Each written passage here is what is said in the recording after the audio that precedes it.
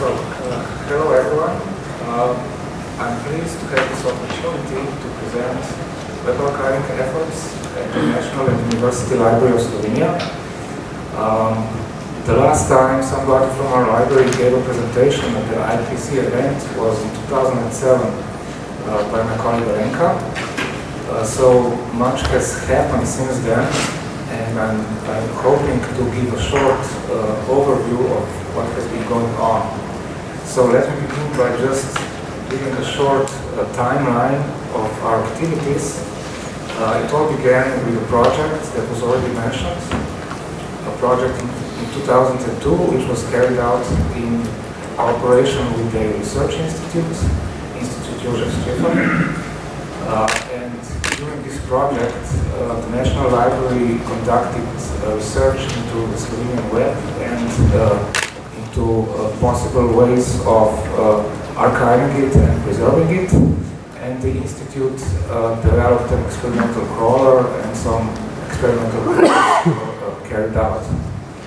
Then for a couple of years nothing important happened until in 2006 a new legal deposit law was passed, and it included also online publications and also websites at a certain type of publication that should be collected and preserved by the National Library as part of legal deposit.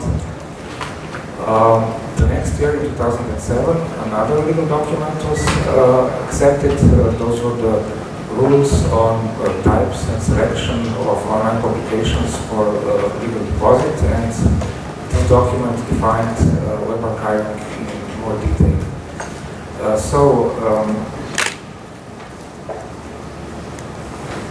In the next phase, we set up a basic infrastructure for crawling. In 2007, the library became a member of the IPC, and we decided not to develop our own solutions, but to use what was available. So Heltrix as a web crawler and a web creator tool as a tool to manage the crawls, and a webback for access.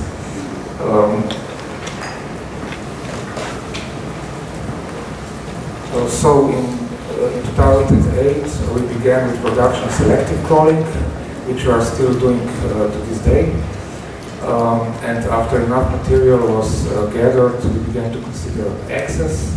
So we developed a web page, a public web page for our web archive.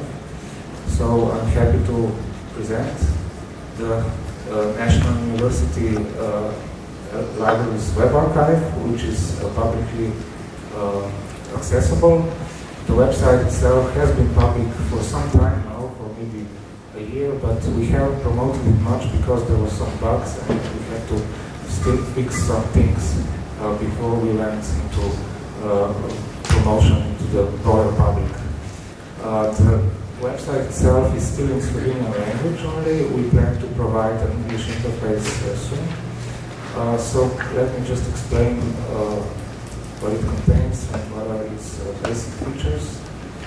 At the moment we are collecting around 1,000 Slovenian websites with different frequencies. This is just a small sample of Slovenian websites. Of course, Slovenia is a small country and Slovenian web is not big, but still this is a small sample. We plan to increase this number as much as possible in the future, possibly by doing the national domain crawls. The archive at the moment contains around 100 million URLs, and the size of one file on disk is around 6 terabytes, so without the indexes and other stuff. As I said, the archive is publicly accessible. As per the legal deposit law, we can give public access to what we crawl. We need not ask permission for crawling, and we need not ask permission to give access.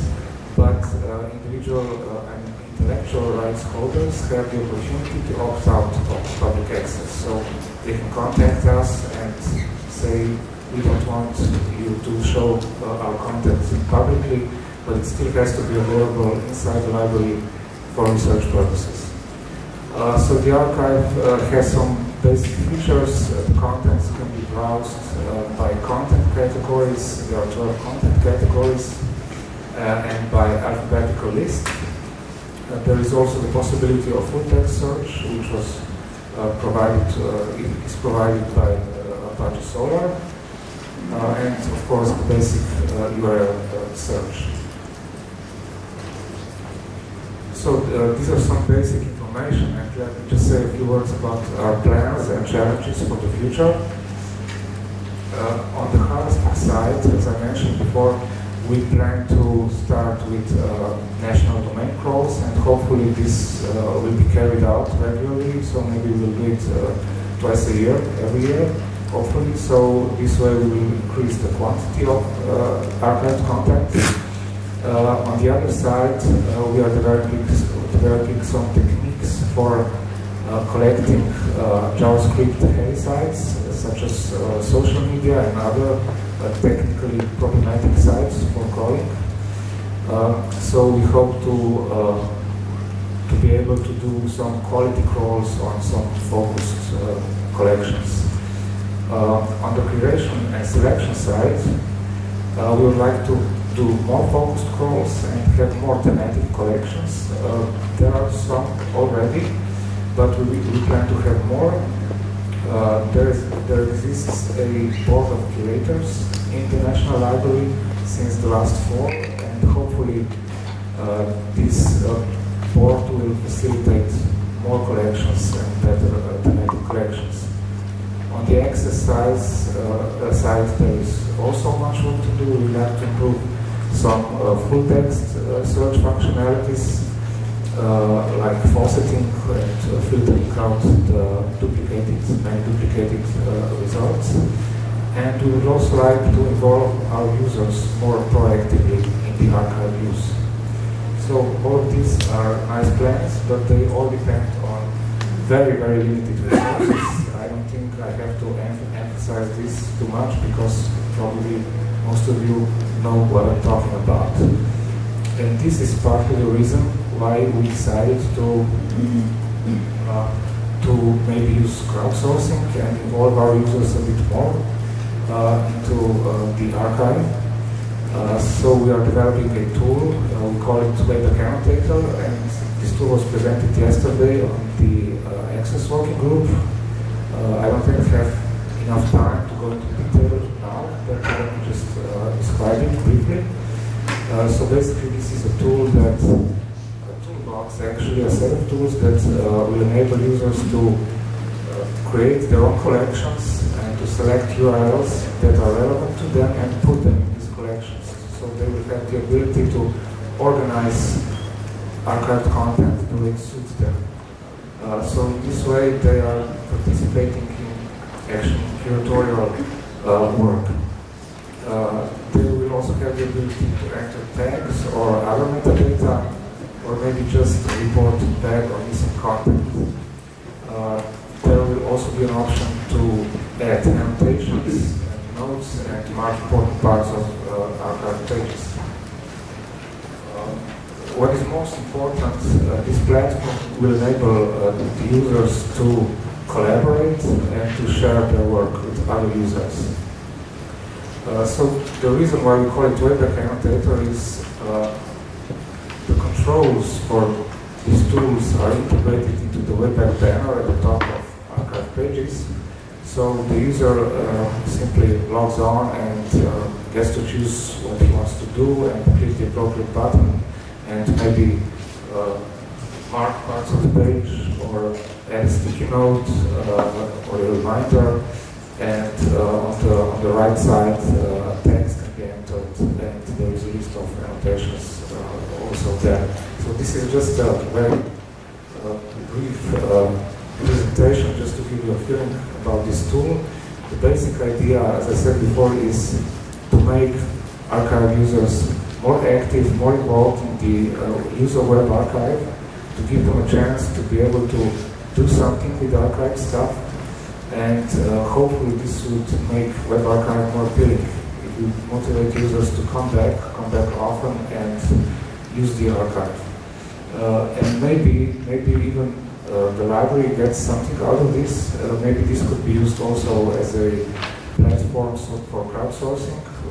So the library might get a lot of crowdsourced metadata, which could be used in various ways and analyzed in various ways. So basically, we give the users a chance to help themselves. So despite our limited resources, maybe we can empower users to do some of the work that we cannot do. As I said, this tool was presented yesterday. It was shown in the Access group, and we also show a short movie demonstration. But if any of you would like to try it out, to see how it works live, you can talk to me or to one of my colleagues, and we can show you how it works, live. It's still experimental. It's at the beginning of development, but some things actually work, and we can show you if you're interested. So this is about it, what I have to say. Thank you for joining me in this presentation, and I wish you all interesting and enjoyable Open Day conference on scholarly access to archives. Thank you.